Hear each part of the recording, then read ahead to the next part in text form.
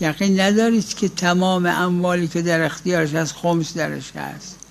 شاید این هدیه که به شما داده خمس درش نیست. مثلا اگر زن شاید مهریهشه که خمس نداره.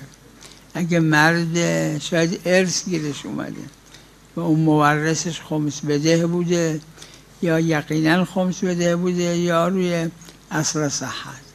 خلاصه تا یقین ندارید که خود این درش خمس هست، ولو گمان داشته باشید، ظن داشته باشید، ان الظن لا یغنی من الحق شیئا.